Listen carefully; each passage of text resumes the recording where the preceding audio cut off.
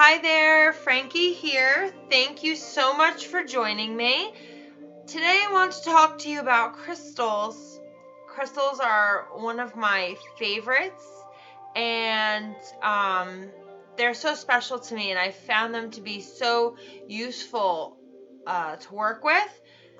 So I wanted to talk to you a little bit about these beautiful gifts from our Mother Earth. They're like little slices of energy that come straight from the earth, if you will. So I get asked a lot of questions about what are crystals and how do they work. So all solid matter is made up of atomic particles that are arranged in some type of organized crystalline structure. Okay, and you'll notice that different crystals have different patterns to them and different shapes. This is selenite, and it's arranged in these long bars. In fact, it can be very flaky. So depending on the crystal that you have, depends on the structure of the crystal and how it's organized.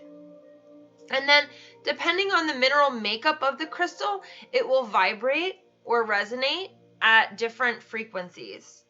And since all matter is energy, and that means us as humans and all other living beings are energy as well.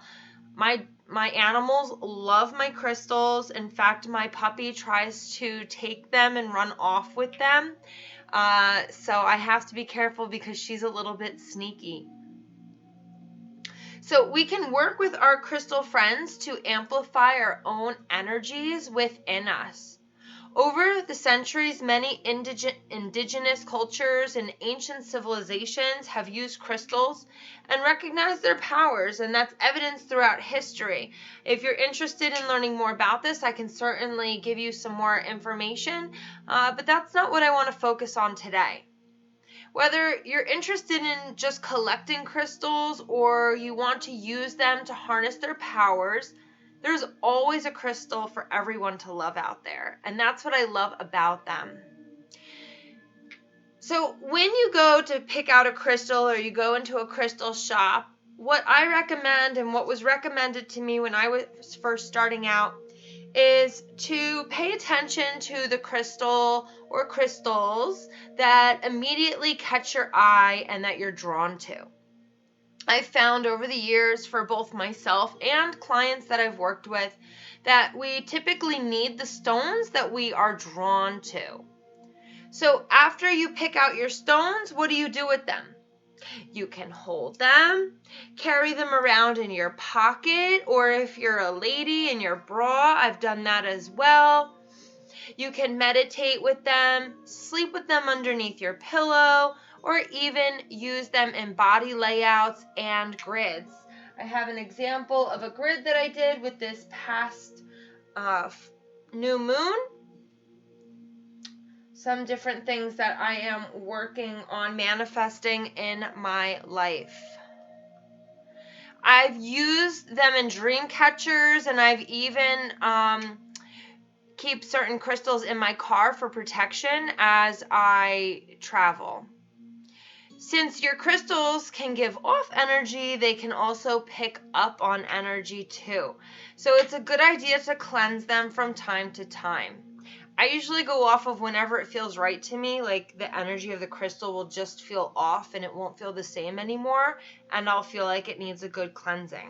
So one way to do that is to use some sage, and you want to use a container that is going to be fireproof. This is an abalone shell. I also have a ceramic dish over here that I have used to collect the ash and make sure that I am being safe as I work with the sage. So one way you can do this is you light the sage and you let the smoke kind of just go around the crystal, and it will cleanse the crystal's energy. Another way that you can cleanse your crystal is closing your eyes and holding them in your hands, or if you have your whole crystal collection out in front of you and imagining white light washing over them and cleansing them.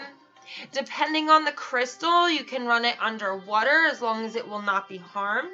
But please do your research first, because if you run something like selenite underneath water, you'll ruin it. So not all crystals can handle water, and that's important to remember. Another way that you can cleanse your crystals is actually with selenite. There's selenite sticks, there's selenite bowls, there's all different types of selenite. If you have a little bowl, you can stick your crystals in them overnight or let them charge, sit next to them to charge. You can also put your crystals underneath the light of the full moon. That will energize them as well, and maybe even the sunlight, depending on the crystal. Some crystals like turquoise are very heat and light sensitive, so you don't want to put them out into the sunlight and the heat. So you definitely have to pay attention to what crystals you are wanting to do what with. So if you happen to purchase or adopt, as I like to say, a crystal from me, they will always come to you with an information card that lets you know what that crystal's properties are. And if you happen to get a larger piece from me, like a tower or a nice large chunk, they will come with unique meditation scripts that I write specifically for that crystal, and they are usually going to include a QR code for a video that is available exclusively for you and anyone that has bought that type of crystal. So they're not public videos, they are exclusive videos for those crystals and my customers. If you have any questions about your crystals, I would love to hear from you and see how I can assist you. It has become my life's mission to help spread as much healing, love, and positivity as I can around our beautiful planet Earth, in hopes of raising the vibration of the people as a collective and ultimately our planet. You can find me on Instagram or Facebook at Prana Fresca, or you can send me an email at pranafresca@gmail.com. Don't forget to like the video and drop a comment if you liked it. I hope you have a wonderful, wonderful day. Namaste.